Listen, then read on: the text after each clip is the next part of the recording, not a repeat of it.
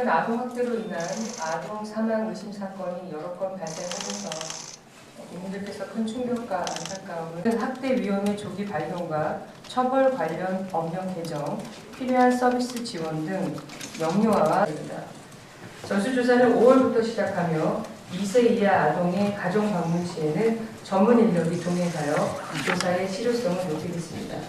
영유아 검진 시 의료진이 외상 등 신체적 이상 여부를 세세히 관찰하도록 명문화하고 간호사가 2세 미만 아동의 가정을 방문해 건강관리, 상담 서비스를 제공하는 위험에 처한 아동을 선제적으로 보호하겠습니다. 사건 조사 판단을 전담하는 아동학대 전담 공무원 인력도 보강하는 가정의 회복입니다.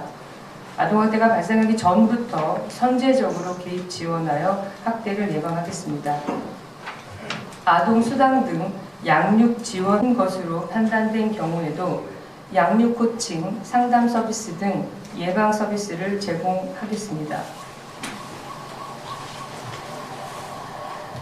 제가 발달 장애 아동 인정을 고려해서 제도 개선을 추진하겠습니다.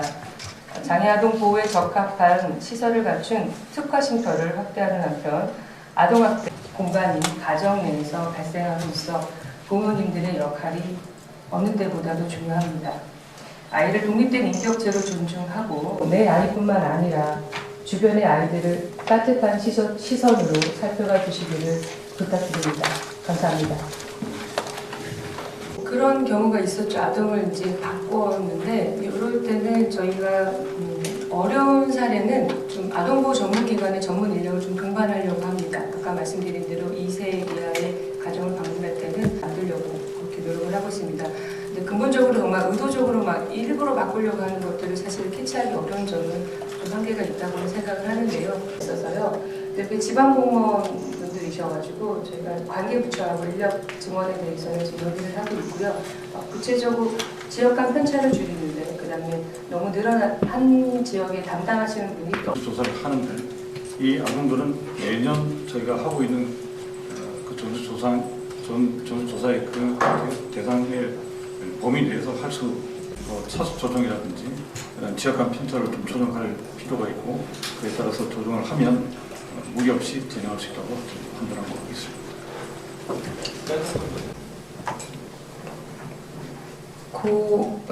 죄송합니다. 아동학대 살인죄를 아동학대 범죄로 넣는 건 아동복지법도 가능하고요. 아동학대 처벌법에도 넣을 수 있는데 요거는 이제 법적 근거가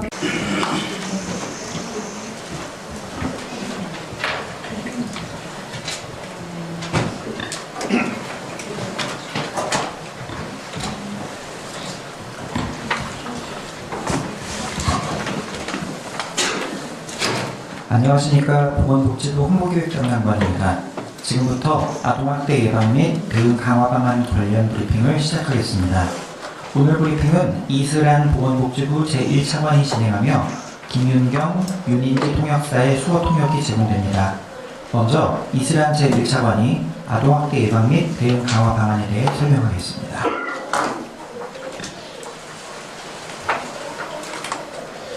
안녕하십니까. 보건복지부 제1차관 이슬한입니다.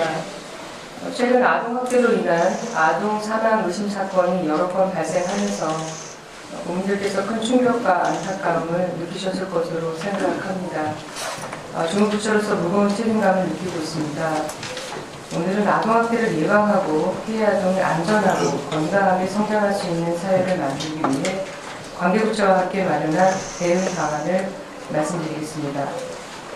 그동안 정부는 최근 발생한 사망사건을 면밀히 점검하고 현장 공무원과 관계기관의 의견을 폭넓게 들었습니다. 그 결과 학대 징후를 발견하기 어려운 영유아의 조기 발견과 보호, 학대 행위자의 처벌 강화에 대한 검토가 필요하다고 보았습니다. 이에 정부는 학대 위험의 조기 발견과 처벌 관련 법령 개정, 필요한 서비스 지원 등 영유아와 장애 아동을 위한 아동학대 예방 및 대응 방안을 마련했습니다. 주요 내용 설명드리겠습니다. 먼저 위기 영유아의 조기 발견입니다.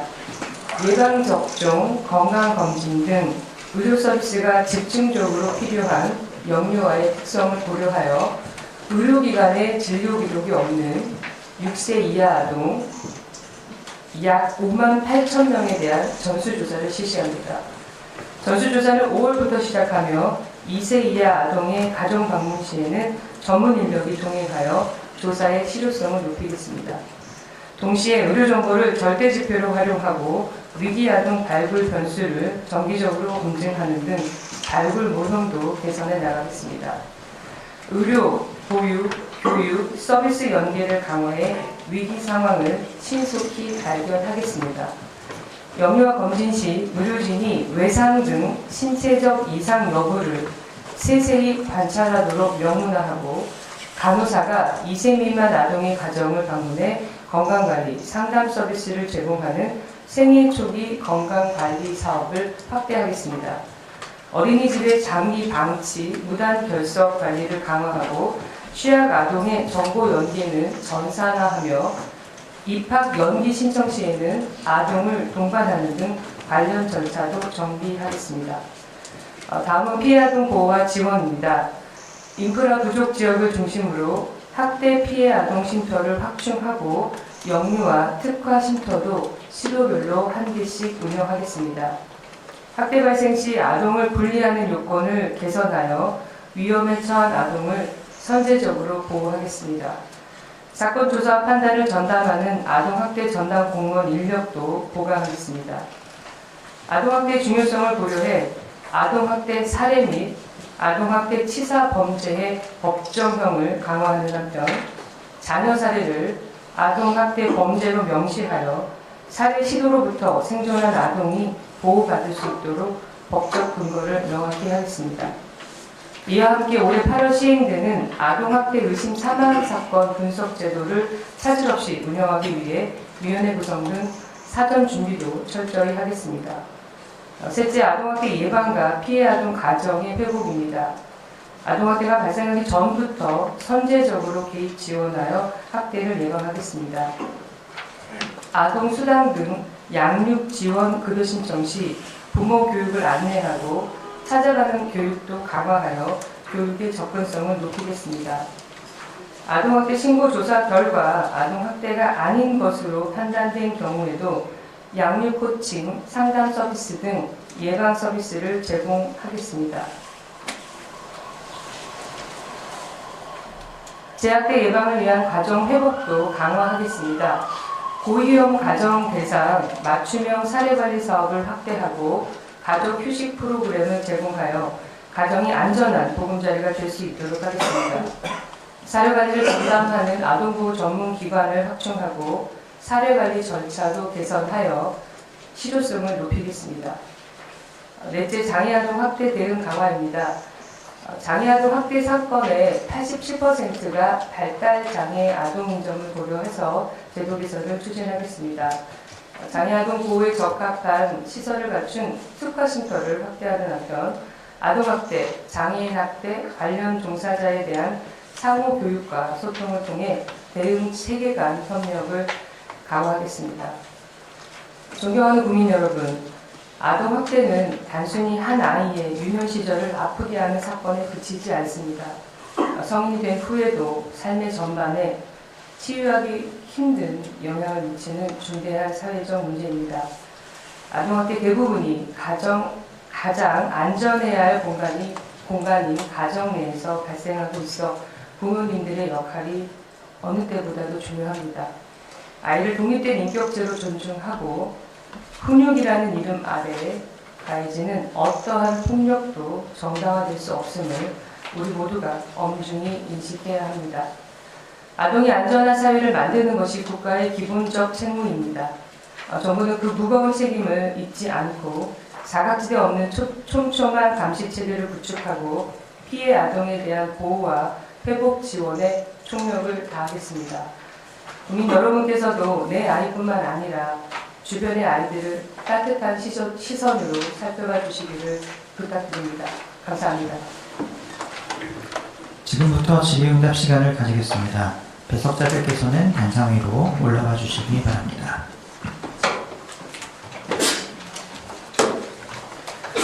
배석자를 소개해 드리도록 하겠습니다.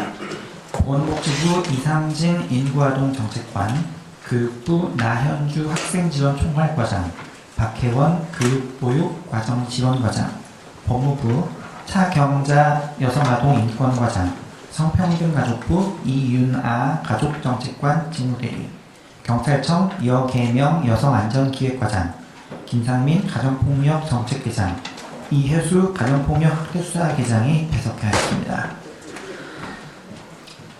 먼저 현장에 참석하신 기자분들의 질의를 받겠습니다. 질의하실 기자님께서는 손을 들어주시고 진혹되시면 마이크를 켜고 소속과 성함을 말씀해 주신 뒤에 질의해 주시면 됩니다. 네, 박하정 기자님.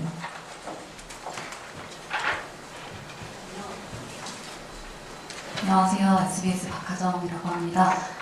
말씀 잘 들었고요. 궁금한 거 크게 두 가지인데, 하나는 이번에 가정 방문 조사 때 이제 다른 아동을 이렇게 해서 좀 드러난 사례가 있었는데, 실효성 있는 이 가정 조사와 위기아동 발굴을 위해서 그런 경우에는 혹시 좀 달라지는 점이 있는지, 그리고 증빙 자료 첨부를 의무화한다고 했는데 이게 어떤 거를 첨부를 한다는 의미인지 좀 궁금하고요. 두 번째는 어쨌든 전수조사를 하고 하면 업무가 늘어나기 마련일 텐데, 전담 공무원 고강의 인력은 어느 정도로 조금 예상하시는지 궁금합니다. 예, 박하정 기자님 질문 감사드리고요. 그런 경우가 있었죠. 아동을 이제 바꿨는데, 이럴 때는 저희가 어려운 사례는 좀 아동보호 전문기관의 전문 인력을 좀 동반하려고 합니다. 아까 말씀드린 대로 2세 이하의 가정을 방문할 때는 좀 조사의 노하우가 있는 분들을 같이 가서 그런 일이 없도록 좀 노력을 하려고 하고요. 사전에 위기 징후가 있는 경우에는 그렇게 전문 인력을 동반하는 케이스들을 조금 만들려고 그렇게 노력을 하고 있습니다. 근데 근본적으로 정말 의도적으로 막 일부러 바꾸려고 하는 것들을 사실 캐치하기 어려운 점은 좀 한계가 있다고 생각을 하는데요. 그 와중에도 그런 노력을 병행했다는 말씀드리고요. 제가 그 두 번째 증빙자료 의무화는 제가 정확하게 이해를 못해서 다시 좀 세부적으로 설명해 주시면 담당자 말씀드리도록 하고요. 아동학대 전담 공무원이 지금 부족합니다. 그 다음에 더 중요한 거는 이제 지역마다 좀 편차가 있어서요. 여기 지방 공무원분들이셔가지고 저희가 관계부처하고 인력 증원에 대해서는 좀 논의를 하고 있고요. 구체적으로 지역 간 편차를 줄이는데, 그 다음에 너무 늘어난 한 지역에 담당하시는 분이 너무 많은 사례를 담당하지 않도록 그렇게 기준을 갖고 부처간 협의를 하고 있다는 말씀드립니다.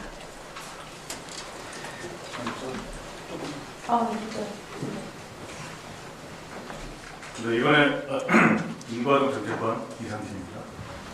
기자님께서 이번 전수조사 관련해서 혹시 인력이 부족하지 않는가라는 그런 질문으로도 보입니다. 저희가 매년 분기별로 3만 명 정도의 아동들에서 이 아동 시스템을 통해서 발굴된 아동을 실제 방문해서 조사를 하고 있습니다. 그러니까 분기별로 3만 명이니까 1년에 약 9만 명, 그리고 4, 4분기 때는 3세 아동 전수조사에서 한 1만 5천 명에서 2만 명, 그래서 연간 한 11만 명 정도는 저희가 전수조사를 매년 하고 있습니다.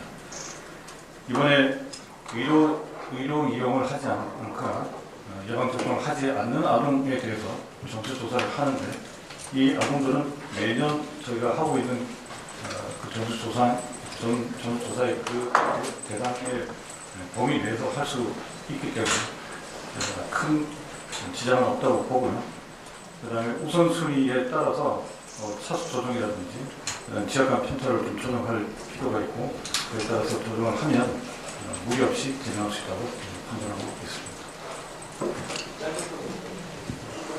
증빙자료 부분 질문 다시 한번 주시네요. 네.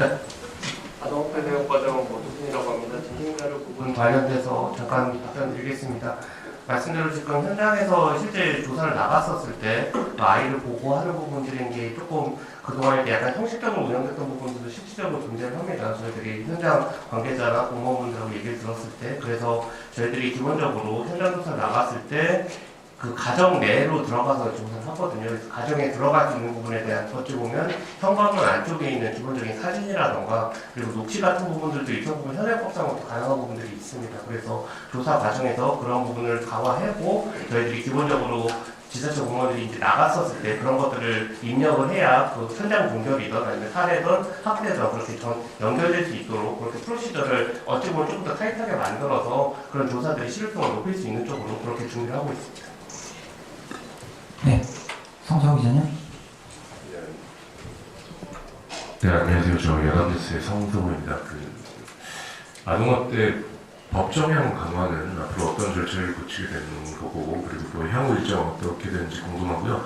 그리고 여기 결정자료 13페이지에 보면 아동 사망 검토제라는 게 나오는데, 여기에서 모든 아동 사망 사례를 검토하여 아동 사망 예방을 위한 대책을 마련하는 이 아동 사망 검토제를 도입을 검토한다라고 되어 있는데, 이 검토제가 정확히 어떤 건지 자세히 설명 부탁드립니다. 예, 아동학대 살해죄와 또 치사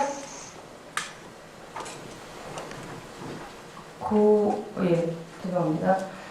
아동학대 살해죄를 아동학대 범죄로 넣는 건 아동복지법도 가능하고요. 아동학대 처벌법에도 넣을 수 있는데 이거는 이제 법적 근거가 필요하기 때문에 국회의 입법 과정이 좀 필요합니다. 그리고 제가 알고 있기로는 지금 계류 중인 법안도 있어서요. 이거는 지원을 좀 지속하면 될 것 같은 생각이 들고요. 이렇게 반영이 되면, 법에 근거가 되면 이 아동에 대한 좀 체계적인 보호 절차가 가능하게 됩니다. 아동 학대로 보니까 학대 피해 아동에 대한 보호 조치를 저희가 할 수 있잖아요. 그게 되고, 그 다음에 법정형 강화는 사실 형법상 살인죄보다 더 높게 할 거냐, 이 문제는 법무부하고 좀 더 얘기를 해봐야 될 것 같습니다. 우리가 형벌을 정할 때 다른 범죄와의 관계도 이제 고려하니까요. 그렇게 진행을 해야 될 것 같고요. 아동사망 검토제는 저희가 올해 작년인가 발표했던 그 5개년 계획에도 있었던 거긴 합니다. 현재 올해 8월에 시행되는 거는 아동 학대로 사망한 아이에 대한 검토제를 올해 시행을 하는 거고요. 다른 나라의 경우에는 이제 사망한 아동 다 전수를 보는 제도, 그러니까 사망 검토제가 있긴 합니다만, 아직은 저희는 그렇게까지는 어떤 방식으로 도입할지, 성 기자님 질문하신 대로 어떤 형태로 할 건지, 예를 들면 학대가 아닌 경우에도 예를 들어 어린이 전용 이렇게 학교 앞에 도로들이 있잖아요. 이럴 때 사망한 사건들을 보면서 여기에는 조금 더 교통에 관련한 안전을 강화해야 돼, 이런 정책적인 개선 방안을 만들기도 하고, 학대로 사망한 경우에는 학대 관련한 제도 개선에 또 만들기도 하고 이렇다고 합니다. 외국 사례는 그렇게 되어 있는데요. 우리는 그러면 어떤 방식으로 얘를 도입할지에 대해서 방안을 만들고 앞으로 도입을 검토해 나가겠다, 이런 취지로 이 대응 방안 안에 포함이 되어 있다는 말씀드립니다. 네. 이슬람 1차관은 일정상 이석하게 됨을 양해 부탁드립니다. 차관님 국민께 인사 부탁드립니다. 네. 지금부터 질의는 배석자가 답변 드리도록 하겠습니다. 네, 김남현 기자님. 네, 저는 김남현입니다. 24개월 이하 유아에 대해서는 관광 미검진 조사가 이루어지고 있는 것으로 아는데, 이걸 확대하는 건지, 그리고 이 전수 조사는 이제 내년 정기적으로 이루어질 예정인지 궁금합니다.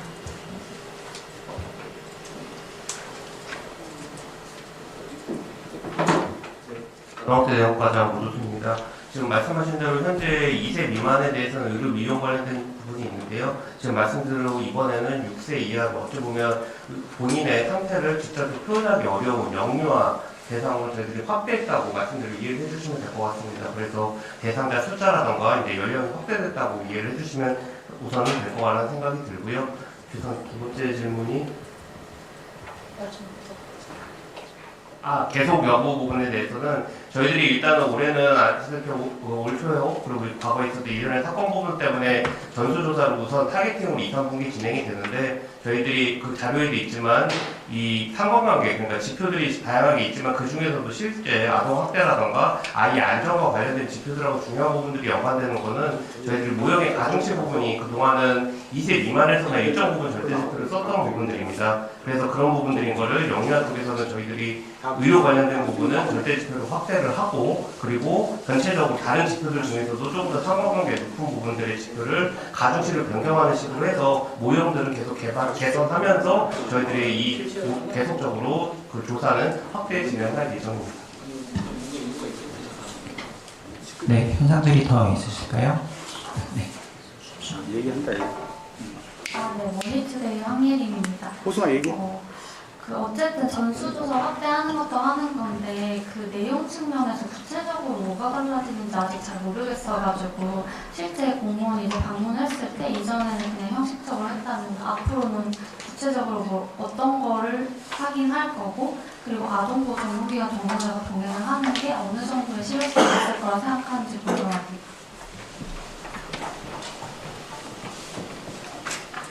네, 아동학대 대응 과정이고요. 그 말씀하신 대로 이번에 전수조사의 차이점은 아까 일단 연령 대상 확대 부분이고, 의료 미이용이라는 게 아시다시피 이번에 다양한 사건들에서 안타깝게 된 부분들이 저희 검토 배경에도 있지만 아이들은 그 조그만 변화들이 굉장히 큰 크리티컬 부분들을 돌아오는 게 이제 영유아 부분입니다. 다른 이제 6세 이상이라든가 초등학교 이상 같은 경우는 어쨌든 본인들의 의사를 표현하면서 조사 과정에서 될 수가 있는데, 이제 영유아 같은 경우는 그 부분이 어렵기 때문에 저희들이 조사 대상 자체에서 우선적으로 더 많이, 왜냐하면 기존에도 기자님께서 조사를 하셨었지만 이제 지표 중에 한두 개가 났지만 다른 지표들하고 가족수 때문에 실제 동결되거나 조사까지 안 나간 케이스들도 있었기 때문에 이번에는 그런 친구들은 무조건 나가는 걸로 바뀌었다는 게 가장 큰 변화라고 보시면 될 것 같고요. 실제 조사 과정에서의 노하우 부분은 아시겠지만 공교육 체계로 조사 관계로 넘어가기 전에 아동보호 전문기관들에서 기본적으로 사례 관리나 아동학대 관련 부분에 대해서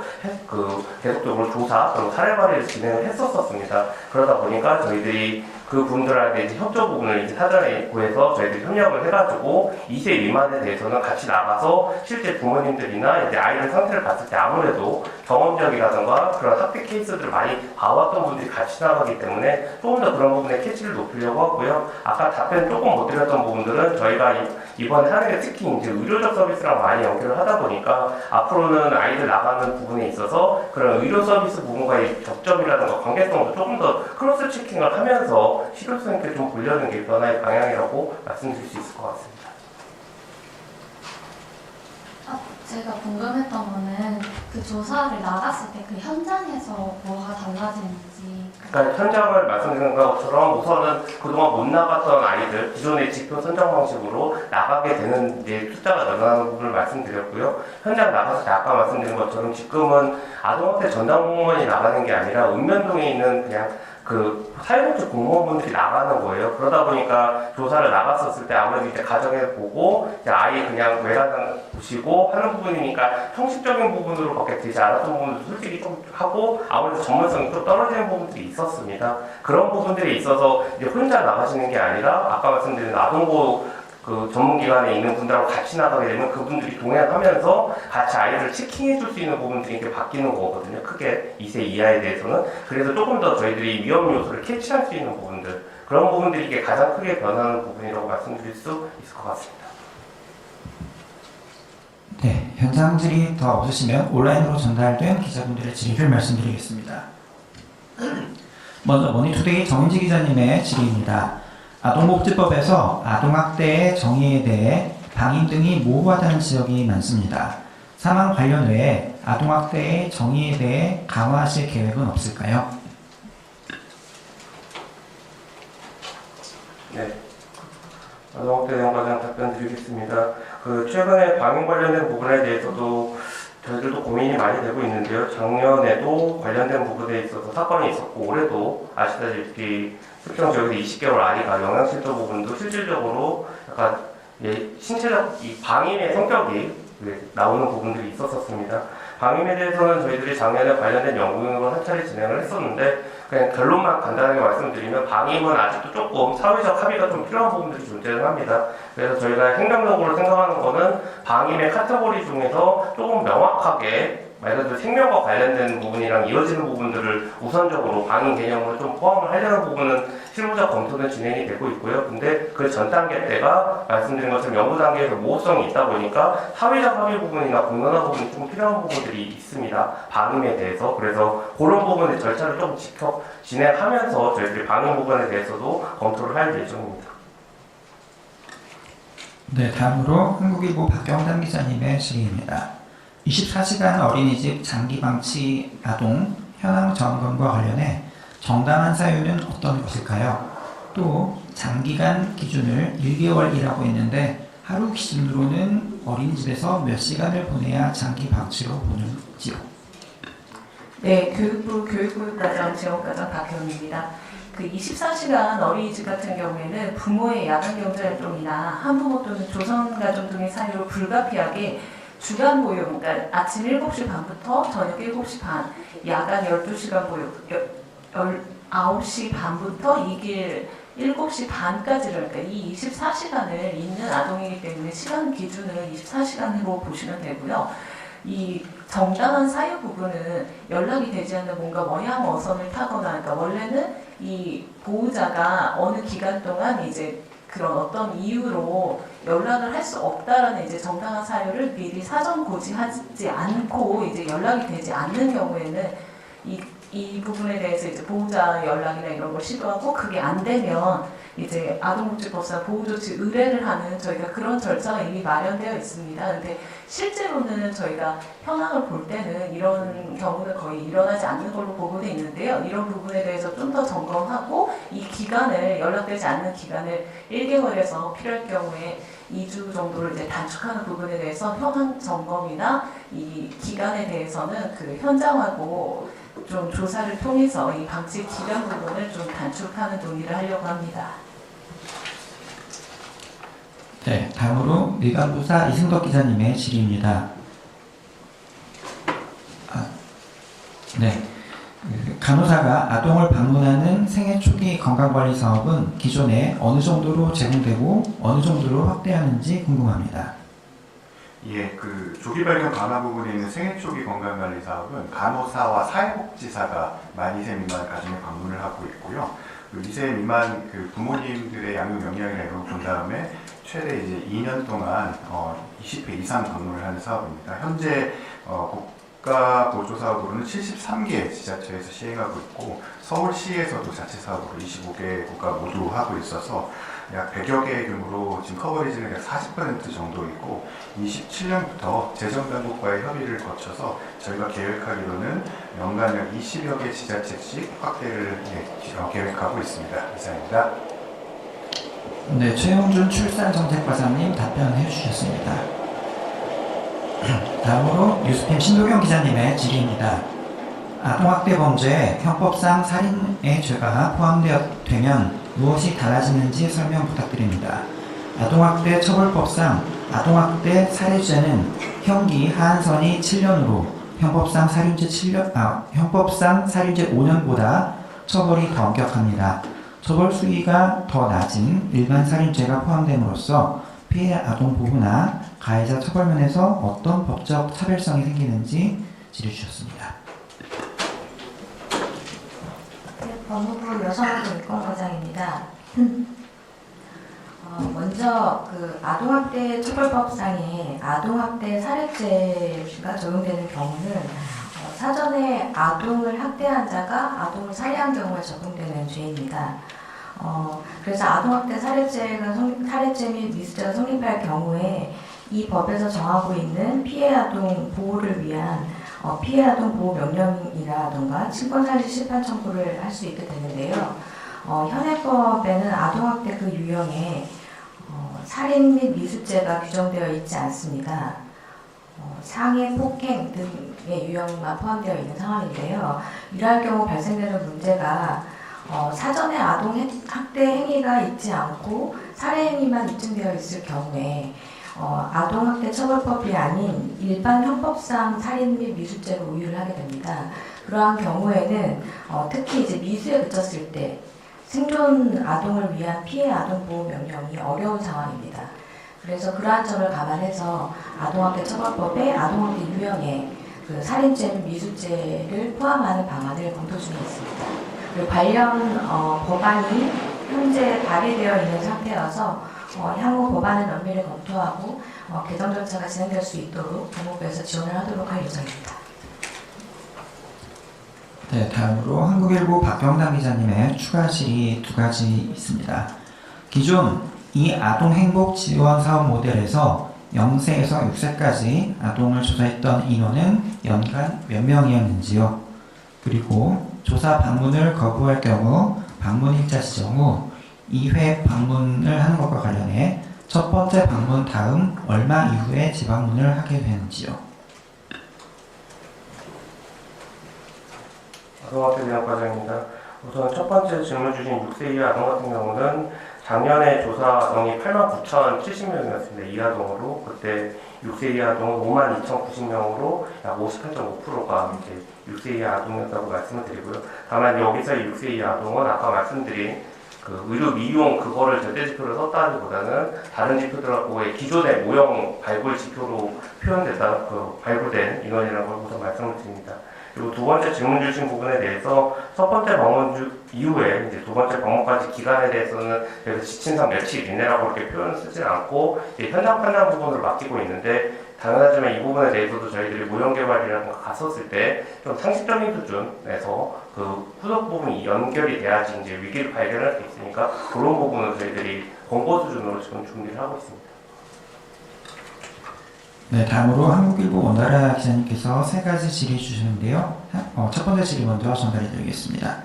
기존 시스템으로도 이미 대규모 발굴과 가정 방문을 했는데 최근 사건을 막지 못한 구체적인 원인이 무엇이라고 보시는지요? 발굴의 실패인지 아니면 현장 확인의 실패인지 아니면 기관관 전달의 실패인지 아니면 보호조치 미흡이라고 보시는지 구체적인 원인에 대해서 설명을 요청하셨습니다.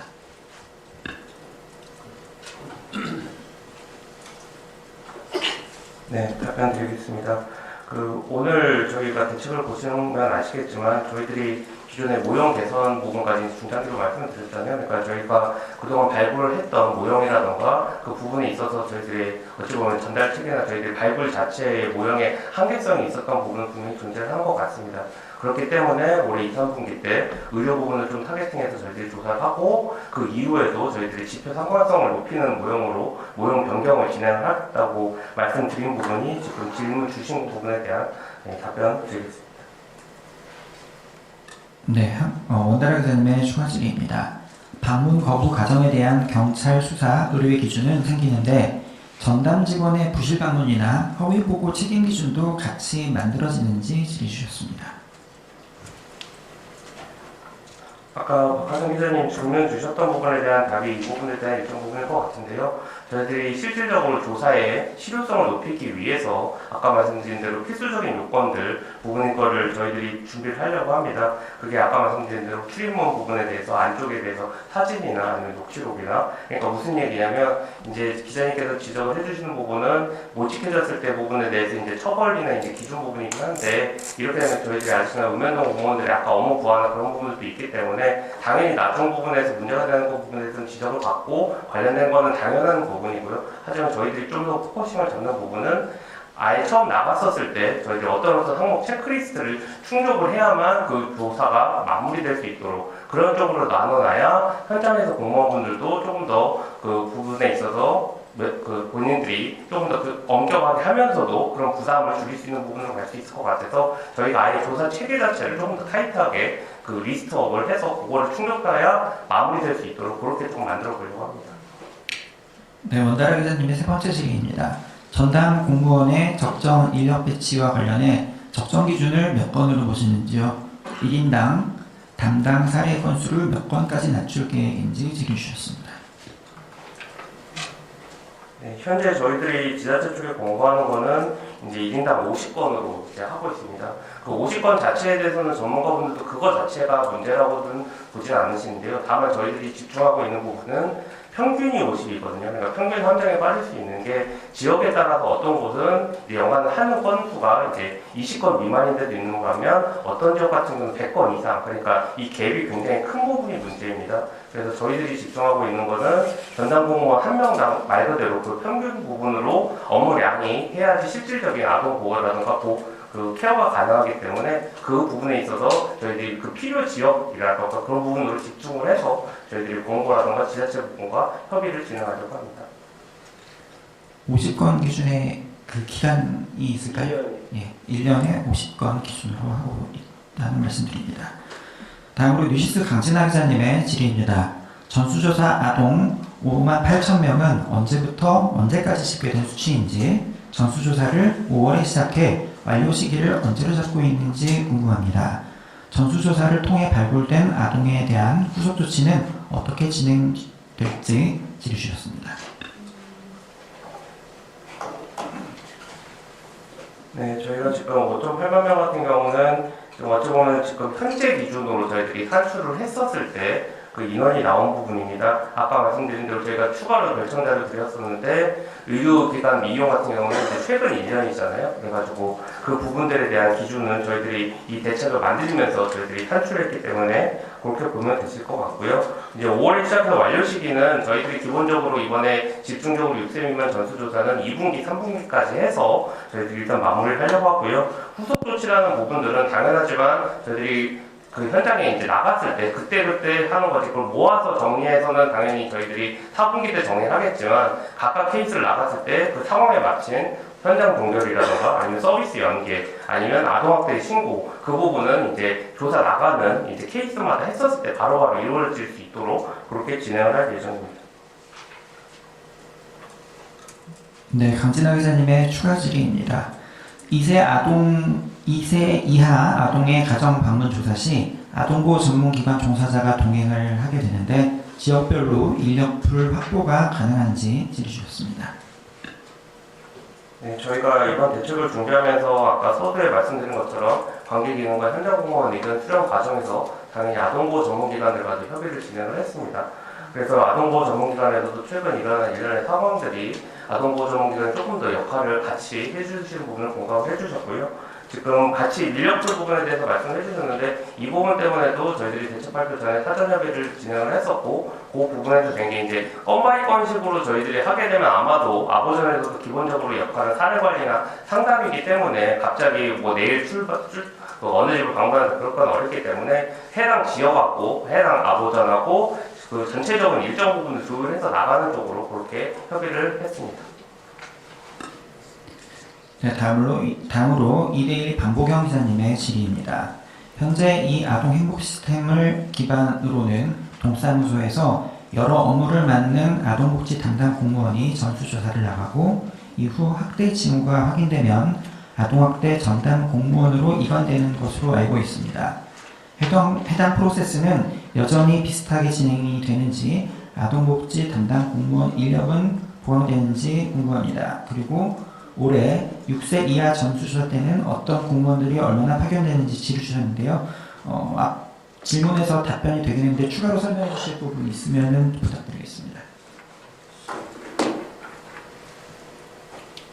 앞에 질문하고 약간 반복되긴 하는데요. 이 부분 실질적으로 박하정 기자님 주신 대로 현장 공무원분들이 전수조사를 나갔을 때 이게 업무 로딩 부분에 대해서 걱정을 하는 걸 첫 번째 질문으로 주셨었잖아요. 그때 이제 저희 쪽 전담 국장님께서 답변을 주셨지만 저희들이 기본적으로 이하동을 해서 원래 분기별로 나가는 인원, 그러니까 지자체에서 이 전수조사로 인해서 추가적인 부분에서 업무 로딩이 오버되지 않는 부분에서 저희들이 실효성이 있는 조사가 되기 위한 대상자 숫자로서 저희들이 1차, 2차 조사, 2분기, 3분기 때 인원을 나눴기 때문에 추가 부분인 부분보다는 기존 인력 부분에서 일단은 조사를 나가는 걸로 가고요. 다만 아까 말씀드린 것처럼 2세 미만 같은 경우는 저희들이 조금 더 실효성 부분 때문에 전문 인력과 같이 동행해서 그렇게 조사가 진행되는 그런 차별성이 있다고 말씀드리겠습니다. 네, 모든 질의에 대한 답변이 마무리되었습니다. 이것으로 브리핑을 모두 마치겠습니다. 참석해 주셔서 감사합니다.